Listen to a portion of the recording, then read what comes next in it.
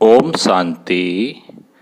आज 24 मई 2021 की मुरली में बाबा ने कहा, मीठे बच्चे, तुमने रावण की मत पर बाप की ग्लानि की तो भारत कौड़ी तुल्य बना। अब उसे पहचान कर याद करो तो धनवान बन जाएंगे। प्रश्न है, सीढ़ी के चित्र में कौन सा वंडरफुल राज समाया हुआ है? उत्तर है, आधा कल्प है भक्ति की डांस और आधा कल्प है ज्ञान की डांस। जब भक्ति की डांस होती है तो ज्ञान की नहीं, और जब ज्ञान की होती तो भक्ति की नहीं। आधा कल्प रावण की प्रारब्ध चलती और आधा कल्प तुम बच्चे प्रारब्ध भोगते हो। यह गुह्य राज सीढ़ी के चित्र में समाया हुआ है। गीत है ओम नमो शिवाय। अब सुनते हैं मुरली विस्तार से। ओम शांति। बाप बैठ समझाते हैं, भक्ति मार्ग में बहुत ही भक्ति की डांस की, ज्ञान की डांस नहीं की। भक्ति की डांस जब होती है तो ज्ञान की नहीं, जब ज्ञान की होती है तो भक्ति की नहीं। क्योंकि भक्ति की डांस उतरती कला में ले जाती है। सत्युग त्रेता में भक्ति होती नहीं, भक्ति शुरू होती है द्वापर से। जब भक्ति शुरू होती है तो ज्ञान की प्रारब्ध पूरी हो जाती है। फिर उतरती कला होती है। कैसे उतरते हैं? सो बाप बैठ समझाते हैं। मैं कल्प कल्प आकर बच्चों को कहता हूँ, तुम बच्चों ने हमारी बहुत ही ग्लानि कर दी है। जब जब भारत में इस आदि सनातन देवी देवता धर्म की बहुत ग्लानि होती है, तब मैं आता हूँ। ग्लानि किसको कहा जाता है वह भी समझाते हैं। बाप कहते हैं, मैं विकारी नरकवासी भारत को आकर कल्प कल्प स्वर्गवासी बनाता हूँ। तुम मेरी ग्लानि आसुरी मत पर करने के कारण कितने कंगाल बन गए हो। राम राज्य था, अभी है रावण राज्य, जिसको हार और जीत दिन और रात कहा जाता है। अब विचार करो, मैं कब आऊं? जिन्हों को राज्य दिया वही राज्य गवा बैठे हैं। हिसाब किताब तो सारा समझाया ही है। मैं आकर वर्षा देता हूँ, फिर रावण आकर तुमको श्रापित करते हैं। भारत को खास, दुनिया को आम। भारत की महिमा का भी किसको पता नहीं है। पहले पहले भारत ही था, कब था, कैसे था, कौन राज्य करते थे, किसको भी कुछ पता नहीं है, कुछ भी समझते नहीं हैं। जो देवता थे सकल मनुष्य की सीरत देवताओं की थी, अब सूरत भल मनुष्य की है, सीरत आसुरी है। जिसको समझाते हैं वह समझते नहीं हैं, क्योंकि पारलौकिक बाप को ही नहीं जानते और ही बैठ गाली देते हैं। बाप की ग्लानि करते करते बिल्कुल ही कौड़ी तुल्य बन गए हैं। भारत का डाउनफॉल हो गया है। ऐसी हालत जब होती है, बाप कहते हैं, तब मैं आता हूँ। अभी तुम बच्चों को सम्मुख समझा रहा हूँ। कल्प पहले भी ऐसे ही समझाया था। यह देवी संप्रदाय की स्थापना हो रही है। मनुष्य से देवता बन रहे हैं। मनुष्यों को यह पता ही नहीं है कि बाप कब आते हैं। सत्युग त्रेता में तुम बड़ी खुशी में प्रारब्ध भोगते हो, फिर द्वापर से रावण का श्राप पाते पाते बिल्कुल ही खत्म हो जाते। जैसे देवताएं प्रारब्ध भोगते भोगते त्रेता के अंत में खत्म हो जाते हैं, फिर रावण की आसुरी प्रारब्ध शुरू होती है। भक्ति भी पहले अव्यभिचारी होती है, फिर व्यभिचारी होती है। सीढ़ी ठीक बनी हुई है, सीढ़ी ठीक बनी हुई है। हर एक चीज सतो प्रधान सतो रजो तमो बनती है, खाद पड़ती जाती है। तुम बच्चों को समझाया तो बहुत अच्छी रीति जाता है, परंतु धारणा कम होती है। कोई मैं तो समझाने का बिल्कुल अक्ल ही नहीं है। कोई अच्छे अनुभवी है जिनकी धारणा बड़ी अच्छी होती है। नंबरवार तो होते हैं ना। स्टूडेंट्स एक समान नहीं होते, कुछ न कुछ नंबर जरूर रखेंगे। कोई को भी समझाना है बहुत सहज। बाप कहते हैं मुझे याद करो, मैं तुम्हारा बेहद का बाप सृष्टि का रचयिता हूँ। मुझे याद करने से तुमको बेहद का वर्षा मिलेगा। याद से ही खाद निकलेगी। सिर्फ यह समझाओ कि तुम भारतवासी सतयुग में सतो प्रधान थे, अभी कलयुग में तमो प्रधान बने हो। आत्मा में खाद पड़ती है। पवित्र होने बिगर कोई वहाँ जा नहीं सकते। नई दुनिया में है ही सतो प्रधान। कपड़ा नया है तो कहेंगे सतो प्रधान, फिर पुराना तमो प्रधान हो जाता है। अभी सबका कपड़ा फटने लायक है। सब जड़ जड़ीभूत अवस्था को पाए हुए हैं। जो विश्व के मालिक थे वही बिल्कुल गरीब बने हैं। फिर उनको ही साहूकार बनना है। इन बातों को मनुष्य नहीं जानते। भारत स्वर्ग था, बाबा कहते हैं भारत स्वर्ग था, इन लक्ष्मी नारायण का राज्य था, और सब धर्म वाले तो बाद में आए हैं। बाप तुमको रियल बात बैठ समझाते हैं। गीता का देखो कितना मान है। पढ़ते पढ़ते बिल्कुल ही नीचे गिर गए हैं। तब पुकारते हैं हे पतित पावन आओ, हम भ्रष्टाचारी बन गए हैं। सदगति तो भगवान ही दे सकते हैं। बाकी शास्त्रों में तो सब है भक्ति मार्ग। तुम्हारी बुद्धि में बैठा हुआ है हम बाबा के ज्ञान से देवता बनते हैं। अब सारी दुनिया से वैराग्य है। सन्यासी भी भक्ति करते हैं, गंगा स्नान आदि करते हैं ना। भक्ति भी सतो प्रधान फिर रजो तमो होती है। यह भी ऐसे है। आधा कल्प दिन आधा कल्प रात गाई जाती है। ब्रह्मा के साथ जरूर ब्राह्मणों का भी होगा। तुम अभी दिन में जाते हो, भक्ति की रात पूरी होती है। भक्ति में तो बहुत दुख है, उनको रात कहा जाता है। अंधेरे में धक्के खाते रहते हैं भगवान से मिलने के लिए। भक्ति मार्ग में सदगति देने वाला कोई होता नहीं। तुम्हारे सिवाय कोई भी यथार्थ रीति भगवान को नहीं जानते हैं। आत्मा भी बिंदी, परमात्मा भी बिंदी है। ये बात कोई भी समझ न सके। परमात्मा ही स्वयं आकर ब्रह्मा तन से समझाते हैं। उन्होंने फिर भागीरथ बेल के रूप में दिखाया है। अब बेल की तो बात ही नहीं है। बाप सब बातें अच्छी रीति समझाते हैं, परंतु किसकी बुद्धि में पूरी रीति बैठता नहीं। बाप बैठ समझाते हैं बच्चे, मैं तुम आत्माओं का बाप हूँ, मैं तुम आत्माओं का बाप हूँ। तुम मुझे याद करो और वर्षे को याद करो तो तुम्हारे विक्रम विनाश होंगे। फिर भी कहते हो भूल जाते हैं। वाह, ऐसे साजन व बाप को भूलना चाहिए। स्त्री पति को अथवा बच्चे कभी बाप को भूलते हैं क्या? यहाँ तुम क्यों भूलते हो? कहते भी हो बाबा आप हमको स्वर्ग का मालिक बना रहे हैं, फिर भी भूल जाता हूँ। बाप कहते हैं याद नहीं करेंगे तो अंदर जो कट चढ़ी है वह कैसे निकलेगी। मुख्य बात है ही याद की। अपना कोई दूसरे धर्म से ताल्लुक नहीं है। स्कूल में तो हिस्ट्री ज्योग्राफी समझाते हो, कोई तो बिल्कुल समझते नहीं है।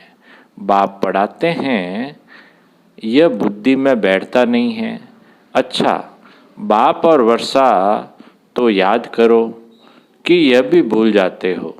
जिसके लिए आधा कल्प से भक्ति करते आए उस बाबा को याद नहीं करते।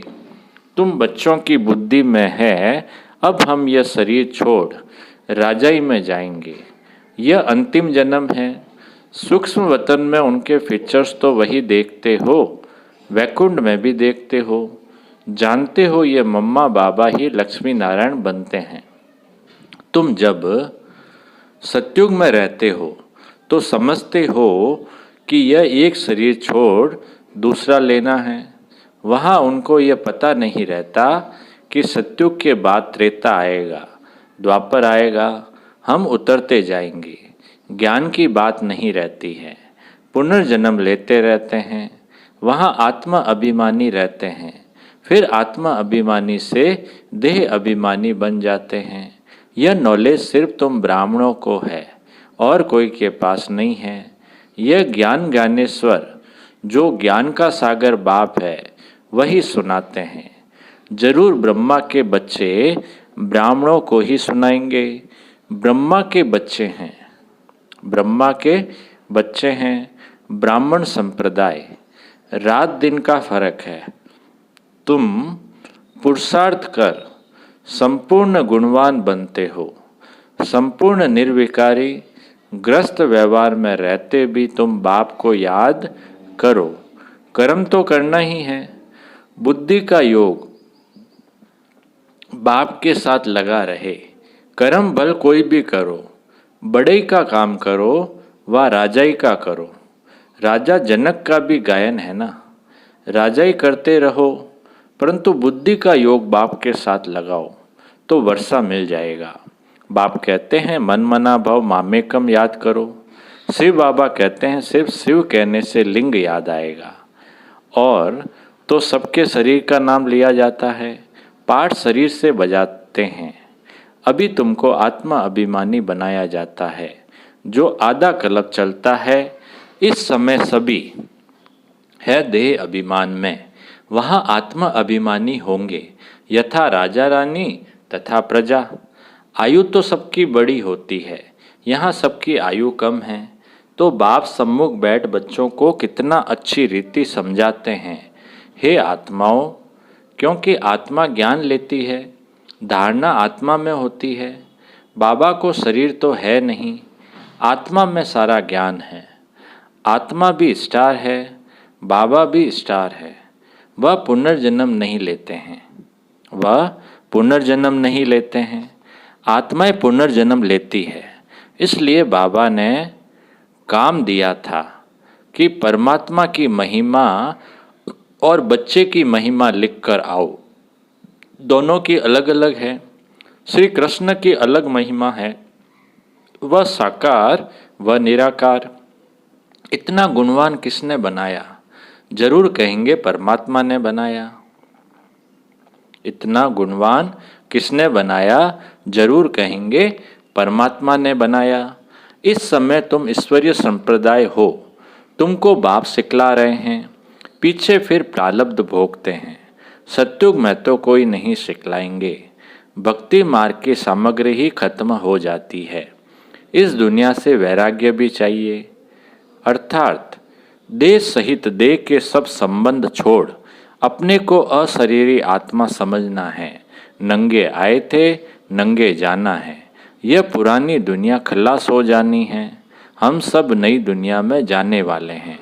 बस ये याद की मेहनत करते रहो, इसमें ही फैल होते हैं। याद करते नहीं हैं।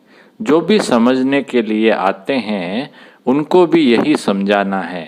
शिव बाबा ब्रह्मा द्वारा कहते हैं कि मुझे याद करो, तो याद से ही तुम्हारी खाद निकल जाएगी। तुम विष्णुपुरी के मालिक बन जाएंगे।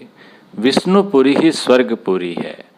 तो जितना हो सके बाप को याद करो। जिस बाप को आधा कल्प याद किया है अब वह सम्मुख आए हैं, कहते हैं मुझे याद करो। उनको कोई भी जानते नहीं, खुद ही आकर अपना परिचय देते हैं। मैं जो हूँ, जैसा हूँ, ऐसा कोई विरला जानते और निश्चय करते हैं। निश्चय कर लेते हैं तो पुरुषार्थ कर वर्षा पा लेते हैं। शिव बाबा कहते हैं मुझे याद करने से ही तुम्हारे विकर्म विनाश होंगे और तुम पवित्र बन पवित्र दुनिया के मालिक बनेंगे। विकर्म कोई भी नहीं करना है। अच्छा अच्छा बाप दादा बोले, मीठे मीठे सिकिल दे बच्चों प्रति मात पिता बाप दादा का याद प्यार और गुड मॉर्निंग। रूहानी बाप की रूहानी बच्चों को नमस्ते। हम रूहानी बच्चों की रूहानी बाप दादा को याद प्यार, गुड मॉर्निंग और नमस्ते नमस्ते नमस्ते सदा रहेंगे। हंसते हंसते बन जाएंगे फरिश्ते। वाह बाबा वाह, वाह मेरा भाग्य। पूरी मुरली में से धारणा के लिए जो मुख्य सार है, पहला पॉइंट, पुरुषार्थ कर संपूर्ण गुणवान बनना है। कर्म कोई भी हो लेकिन बाप की याद में रहकर करना है। कोई भी विकर्म नहीं करना है। दूसरा पॉइंट है धारणा का, यह पुराना कपड़ा शरीर जड़ जड़ीभूत है, इससे ममत्व निकाल देना है। आत्मा को सतो प्रदान बनाने का पूरा पूरा पुरुषार्थ करना है। अब मीठे बाबा का मीठा मीठा मधुर वरदान है, करना और कहना इन दो को समान बनाकर क्वालिटी की सेवा करने वाले सच्चे सेवाधारी भव। करना और कहना इन दो को समान बनाकर क्वालिटी की सेवा करने वाले सच्चे सेवाधारी भव। विस्तार है, सदा अटेंशन रहे कि पहले करना है फिर कहना है। कहना सहज होता है, करने में मेहनत है। मेहनत का फल अच्छा होता है, लेकिन यदि दूसरों को कहते हो स्वयं करते नहीं तो सर्विस के साथ साथ डिससर्विस भी प्रत्यक्ष होती है। जैसे अमृत के बीच विष की एक बूंद भी पड़ने से सारा अमृत विष बन जाता है, ऐसे कितनी भी सर्विस करो लेकिन एक छोटी सी गलती सर्विस को समाप्त कर देती है। इसलिए पहले अपने ऊपर अटेंशन दो, तब कहेंगे सच्चे सेवाधारी। स्लोगन है, अनेकता में एकता लाना, बिगड़ी को बनाना, यह सबसे बड़ी विशेषता है।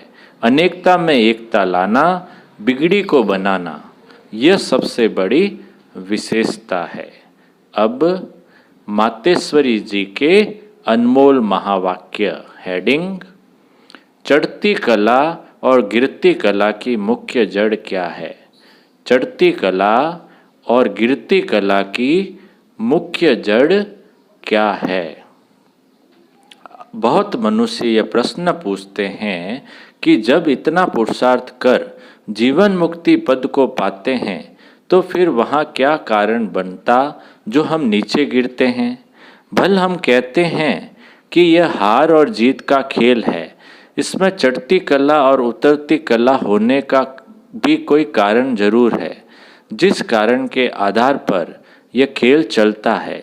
जैसे पुरुषार्थ से हम चढ़ रहे हैं, वैसे गिरने का भी कारण जरूर है। अब कारण भी कोई बड़ा नहीं है, जरा सी भूल है। जैसे परमात्मा कहता है मुझे याद करो तो मैं तुमको मुक्ति जीवन मुक्ति पद दूंगा, वैसे ही जब बॉडी कॉन्शियस हो परमात्मा को भूलते हैं तो गिरते हैं, फिर वाम मार्ग में चले जाते हैं, फिर 5 विकारों में फंसने से दुख उठाते हैं। तो यह हुआ अपना दोष, न कि रचता का दोष है। जो लोग कहते हैं दुख सुख परमात्मा ही देता है, यह कहना बिल्कुल रॉन्ग है। बाबा सुख रचता है, न कि दुख रचता। बाकी बाबा कहते हैं बाकी हम श्रेष्ठ कर्म से सुख उठाते हैं और भ्रष्ट कर्म से दुख भोगते हैं। बाकी अच्छे कर्म का फल और बुरे कर्मों का दंड परमात्मा द्वारा अवश्य मिलता है, परंतु ऐसे नहीं कहेंगे कि सुख दुख दोनों परमात्मा देता है। नहीं, परमात्मा तो चढ़ती कला में हमारे साथ है, बाकी गिराने वाली माया है। कॉमन रीति में भी कोई साथ अथवा मदद लेते हैं सुख के लिए, बाकी दुख उठाने के लिए कोई किसका साथ नहीं लेते। बाकी तो जैसा जैसा कर्म वैसा वैसा फल की रिजल्ट। तो इस ड्रामा के अंदर दुख सुख का खेल अपने कर्मों के ऊपर बना हुआ है, परंतु तुच्छ बुद्धि मनुष्य इस राज को इस राज को नहीं जानते। अच्छा, ओम शांति।